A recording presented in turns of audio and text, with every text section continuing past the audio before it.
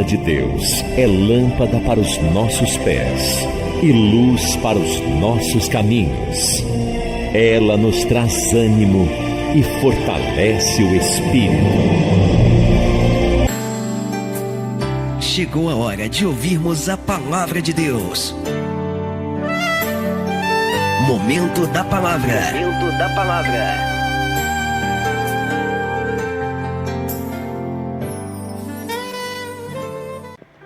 Hoje nós vamos ver o que Pedro disse na sua primeira carta, primeira epístola, capítulo 1, versículo 9, ele diz assim: alcançando o fim da vossa fé, a salvação das vossas almas.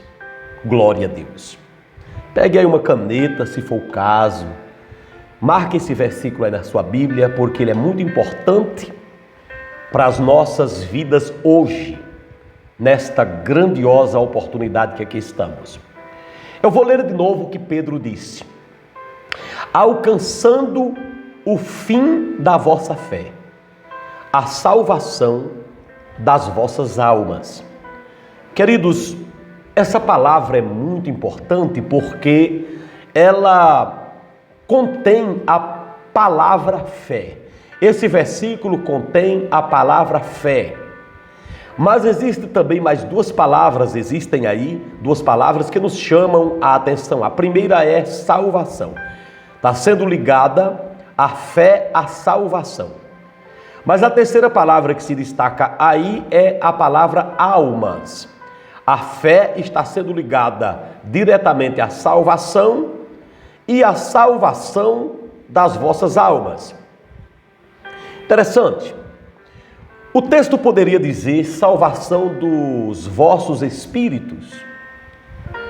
Existem textos na Bíblia em que alma e espírito é a mesma coisa. E existem textos na Bíblia que alma é a parte psicológica do homem e o espírito, aquela parte que o homem tem que faz contato com Deus. Pois bem, esse texto sagrado é interessante porque ele declara que a nossa fé, a fé que temos no Senhor, serve para salvar a nossa alma. Serve para salvar a nossa alma. Pedro aqui ele trata da salvação da nossa alma como dependente totalmente da nossa fé. O seu espírito é salvo pela fé. A Bíblia Sagrada diz: pela graça sois salvos por meio da fé, e isso não vem de vós, é dom de Deus, e nem de obras para que ninguém se glorie. Então, a salvação do nosso espírito, ou seja, para o homem herdar o reino de Deus, é pela fé. Mas para que a sua alma seja também salva, é necessário que você tenha também a mesma fé. Tome cuidado quando você lê na Bíblia salvação do espírito e salvação da alma, salvação do corpo. Tome muito cuidado para você não confundir as coisas. Quando você vê na palavra de Deus, a Bíblia Sagrada diz que do que vale o homem ganhar o mundo inteiro se vier a perder a sua alma. Tome muito cuidado com essa questão de alma e espírito, porque nem sempre, quando a Bíblia fala em alma, está se referindo à parte que faz contato com Deus. Muitas vezes ela se refere também à parte psicológica do ser humano, a parte emocional do ser humano. Satanás luta muito com a parte psicológica do ser humano. Jesus muitas vezes precisa tirar logo o problema da parte psicológica do ser humano para poder resolver o problema físico. Preste atenção. Certa vez havia uma grande tempestade e os discípulos estavam a ponto de afundarem. O Senhor Jesus subiu naquele barco e ele disse: não tenham medo, não fiquem amedrontados. Aí ele olhou para o mar e acalmou o mar. Eu fico perguntando, por que ele primeiro não acalmou o mar? Houve um momento em que primeiro ele acalmou o mar, mas houve um momento em que primeiro ele acalmou a tempestade do coração. Muitas vezes,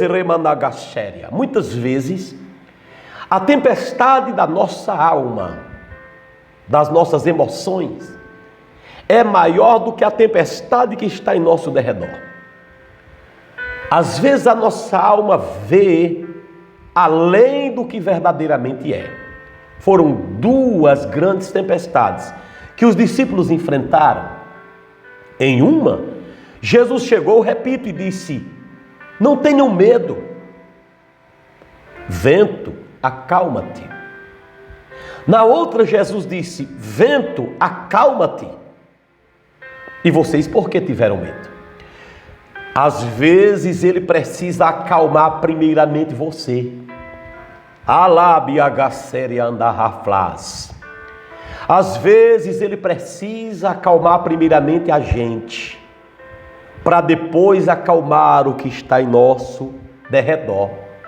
Às vezes o que ocorre aqui dentro, irmãos, é bem mais terrível, é bem mais prejudicial, mais doloroso do que está em nosso derredor. Jesus acalmou aqueles homens, depois ele acalmou o mar. É praticamente nessa direção que Pedro está tratando. Quando ele diz: alcançando o fim da vossa fé, a salvação da vossa alma. Eu quero dizer-lhes que por aplicação e implicação, salvar a alma é acalmar o coração, é acalmar a sua mente, é acalmar o seu interior.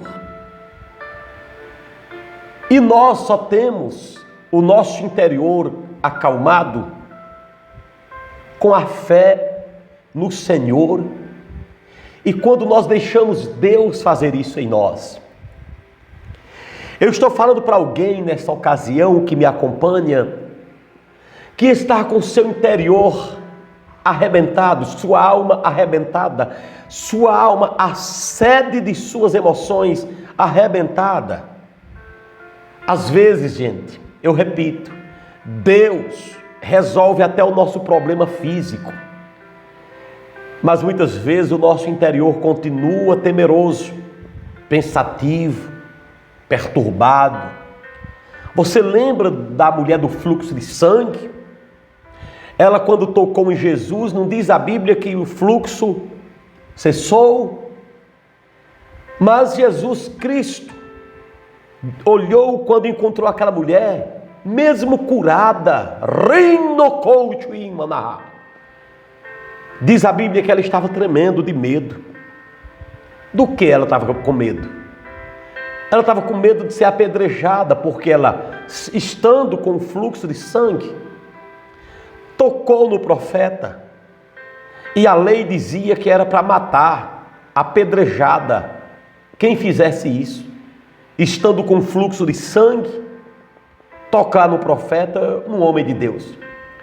Então aquela mulher viu, no mesmo instante que ela tocou em Jesus, o seu fluxo sumiu. O sangue desapareceu, aquela doença de 12 anos desapareceu.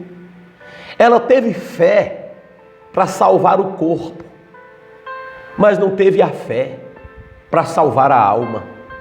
Oh Deus! Naquela hora Jesus precisou chegar para ela e salvar a alma dela. Quando ele disse: não temas, vá em paz. Fique livre desse mal. Quer dizer que o problema da mulher fisicamente tinha sido resolvido, Mas na hora que Jesus resolveu o problema físico daquela mulher, um problema emocional veio nela. Parece, pelo texto, que enquanto ela sofria daquele problema físico, o emocional dela estava melhor. Mas quando ela recebeu a cura do problema físico, Satanás atacou a mente dela. E agora ela ficou apavorada, tremendo de medo de morrer apedrejada. Ora, ela não estava com tanto medo de morrer com o fluxo de sangue, perdendo sangue há 12 anos. Mas agora estava com medo de morrer apedrejada pelos homens. Vou dizer uma coisa aqui de passagem. Tem seres humanos, tem ser humano que é pior do que qualquer doença. Tem ser humano que é pior do que qualquer fluxo de sangue. Jesus olhou para aquela mulher e viu que ela estava tremendo de medo. Jesus disse: mulher, vá em paz, fica livre desse mal. Então Jesus muitas vezes precisa chegar até nós, que muitas vezes falta a fé para a salvação da alma. Isso não é fácil. Fé para a salvação da alma, alma psique, alma, emoções, não é para qualquer um. Também não é toda hora que ela surge. Não é toda hora que ela vem.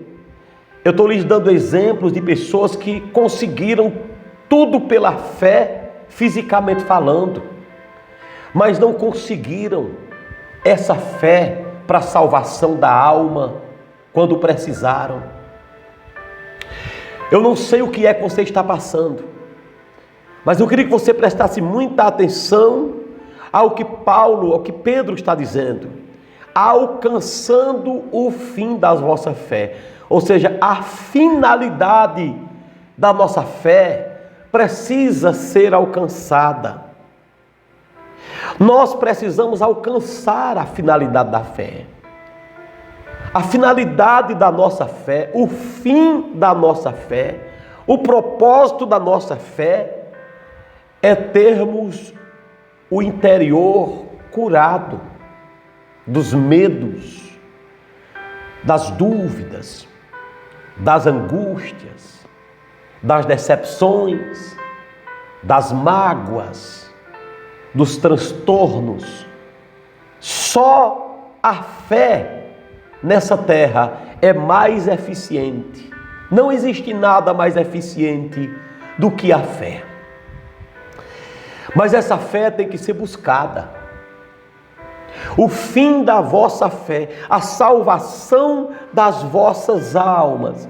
O que Pedro está querendo dizer é o seguinte: pela fé nós podemos ter pessoas sadias, pessoas com interior sadios dentro da igreja. Quando eu olho para esse texto, irmãos, eu me lembro de tantas pessoas na Bíblia que quase morrem emocionalmente, quase viram as almas se afundarem, seus interiores afundarem. Certa vez fizeram tanto mal a Moisés que ele desistiu de viver. Ele disse: Deus, tire minha vida. Eu acho melhor morrer do que viver desse jeito. Lá na frente, Elias, ameaçaram Elias, uma mulher, líder de um grande exército, mandou-lhe dizer: amanhã por essas horas você vai estar morto. Ele caiu em crise interior e entrou numa caverna e pediu a morte a Deus. Outra vez foi o profeta Jonas. Esse homem ficou com tanta revolta na alma, tão contrariado, que ele foi para um lugar e disse: Senhor, tire-me a vida. Quer dizer, existem tantos servos de Deus passando por problemas interiores tão terríveis. E Pedro, sabendo disso tudo, pôde expressar em sua carta, pequena carta, nesse pequeno versículo, alcancem, dizia ele, o fim da vossa fé. Vocês têm uma fé, e a fé que vocês têm tem um fim, tem uma finalidade: a salvação de vossas almas. Deus quer que você viva em paz.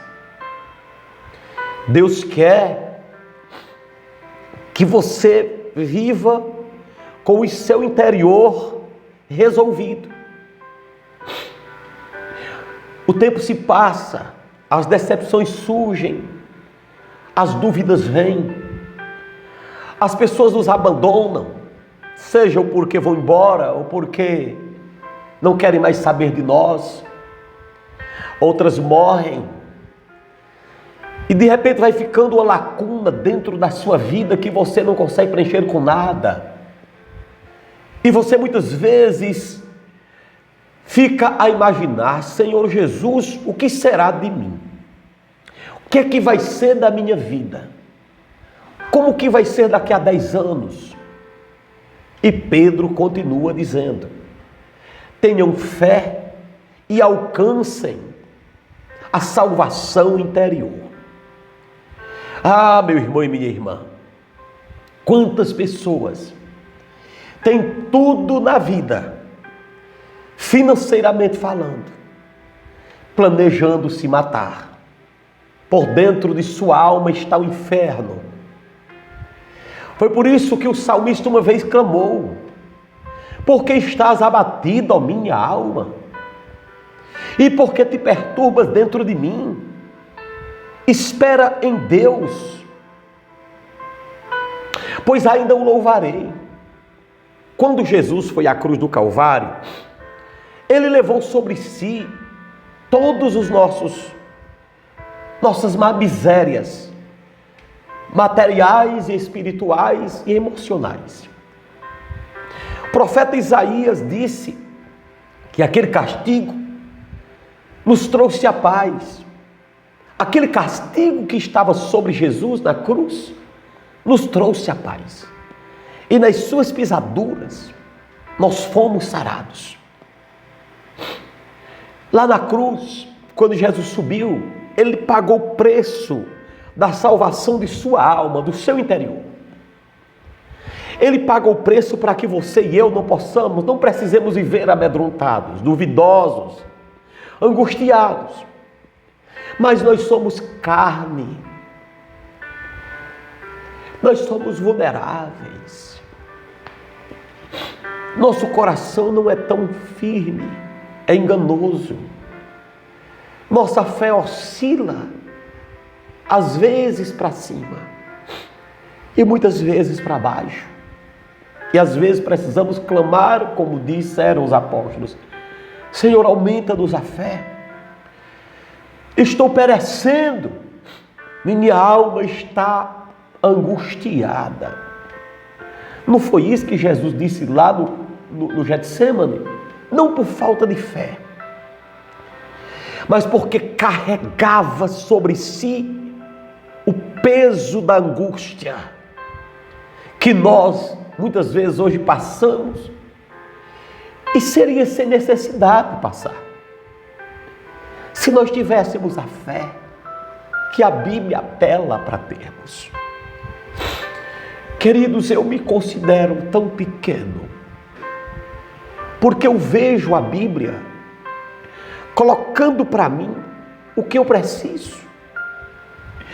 E eu muitas vezes me pego não tendo na prática o que ela me promete. Onde está o erro? Estaria em Jesus? Jamais. No Espírito Santo? Jamais. Na igreja? Jamais. No meu pastor? Jamais. Onde é que está o pecado? Muitas vezes não é o pecado, é simplesmente a fragilidade que a gente tem. Eu não era para sofrer, nem você. Não era para eu viver angustiado, nem você. Se nós buscarmos a Deus de fato, e dentro de nós tiver essa fé que a palavra de Deus ensina, essa fé vai curar a nossa alma das angústias, dos medos e dos traumas, das decepções. Nossa alma vai estar salva, assim como o nosso espírito, quando nós aceitamos Jesus como nosso Senhor e Salvador, nascemos de novo, Ele foi regenerado. Assim é a nossa alma, a nossa mente, que muitas vezes é perturbada por tanta coisa. A nossa nação, o mundo, está trazendo muitas dúvidas quanto ao futuro aos habitantes. Muitas vezes nos pegamos a imaginar, meu Deus, o que vai ser dos nossos netos. Muitas vezes nos pegamos a imaginar, Senhor, o que é que vai ser dos nossos filhos, das futuras gerações. O mundo está como que uma panela fervendo. Não é verdade, pessoal? E aquilo muitas vezes nos tira o sono, nos faz ter pesadelos e nós ficamos atormentados. Mas eu quero dizer a você que me escuta nesta hora, pela fé, se arrancará nesta hora da tua alma o que faz você viver preso, perdido como cego em tiroteio, sem saber para onde ir. Então nessa hora nós vamos usar a nossa fé, vamos acreditar no poder de Deus. Eu quero dizer a você, terminar contando a você uma breve história. Eu já vi isso acontecer na minha vida. Pedro disse: alcançando o fim da vossa fé, a salvação de vossas almas. Eu já vi isso acontecer. Eu já vi minha alma ser salva. O ano era 2007. Eu tinha um amigo, pastor, que completava ano no mesmo dia que eu, 15 de outubro. Recém-formado ao pastorado, consagrado aquele pastor. Nós fomos visitar uma igreja que a gente estava construindo. No caminho tivemos um acidente e viemos para o hospital.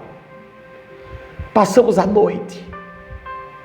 Os arranhões foram poucos, ninguém se quebrou. Ele teve apenas um ferimento no pé, bem pequeno. Viemos para casa no outro dia, tudo bem. Com 3 dias aquele homem morreu. E eu caí numa crise interior.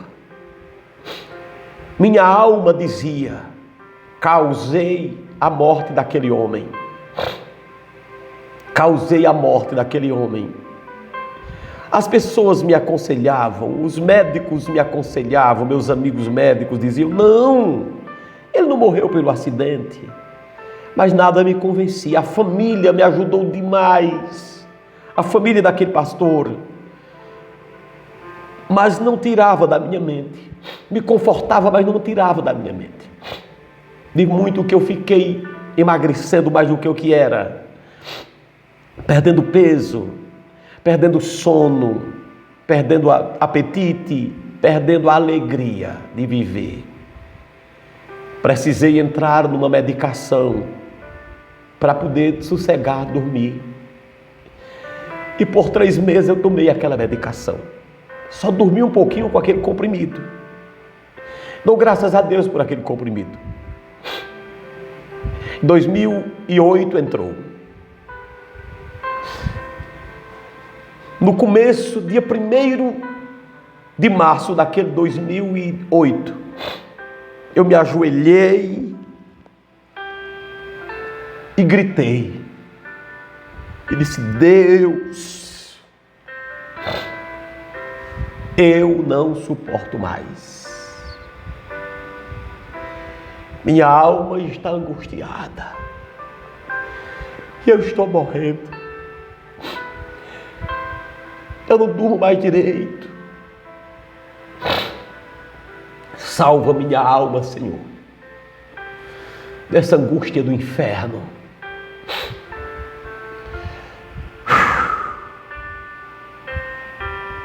E chorei de joelhos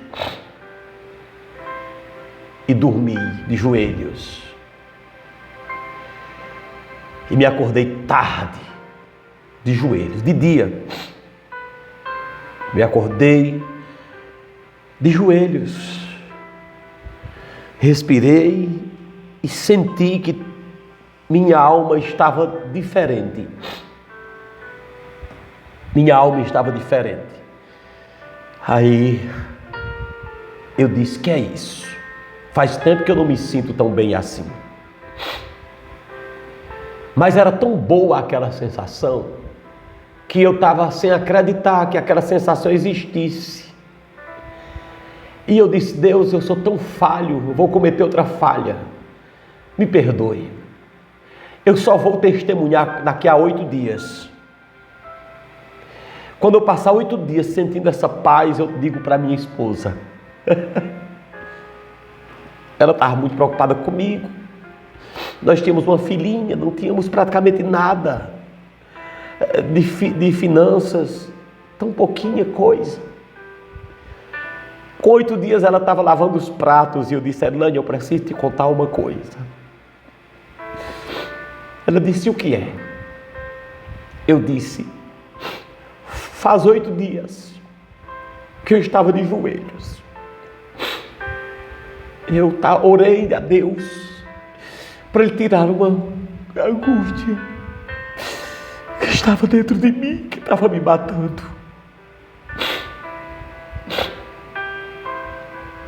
Erlânia, está com 8 dias que eu esqueci do medicamento.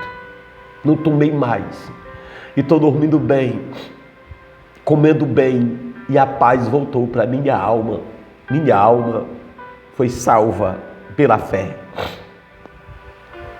O que é que eu quero dizer a vocês que me ouvem agora?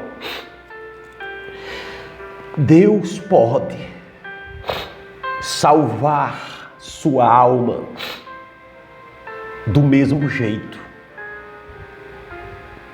Deus pode salvar a tua alma do mesmo jeito. Deus pode pegar você e salvar sua alma, tirar você dessa angústia por causa da sua fé. Repita comigo, como está escrito: eu vou alcançar o fim da minha fé, que é a salvação da minha alma. Quantos dizem amém? Amém e amém. Glória a Deus, glória a Deus. Agora, glória a Jesus. Eu queria que você se preparasse, que eu vou fazer uma oração. Eu vou fazer uma oração nesse copo com água. Quando você beber o gole dessa água, eu acredito que essa água, quando passar dentro de você,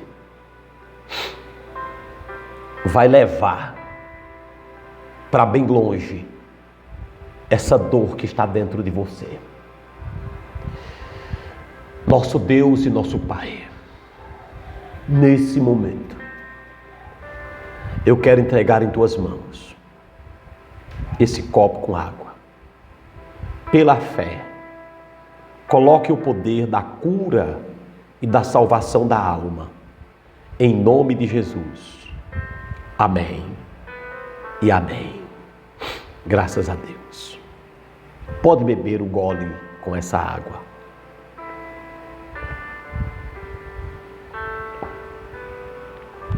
Aleluia. Sinta a paz de Deus invadindo seu coração. Eu gostaria ainda de perguntar se tem alguém me assistindo agora que gostaria de entregar a sua vida a Cristo. Gostaria de receber Jesus Cristo como seu Salvador e Senhor. Se você gostaria de receber Jesus agora, coloque sua mão em sua cabeça e diga comigo: Senhor Jesus, eu entrego a minha vida em suas mãos. Se você fez isso, escreva nos comentários aí: eu aceitei Jesus. Vou fazer uma segunda pergunta. Você gostaria de, pela fé, nesta hora, fazer um compromisso com Deus, de enviar uma oferta este mês ainda, ou no comecinho do mês que vem até o dia 10, para esse ministério? Você vai me ajudar a pagar as despesas dessa obra.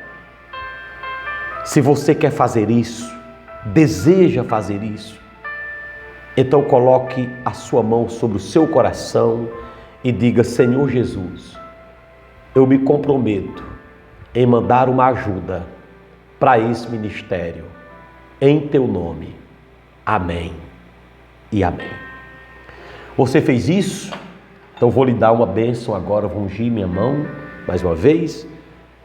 Coloque sua mão com a minha que eu vou te abençoar. Pai querido, abençoe esse patrocinador que ajuda essa obra. Em nome de Jesus. Amém. Está abençoado, meu querido. Deus abençoe em nome de Jesus. Amém.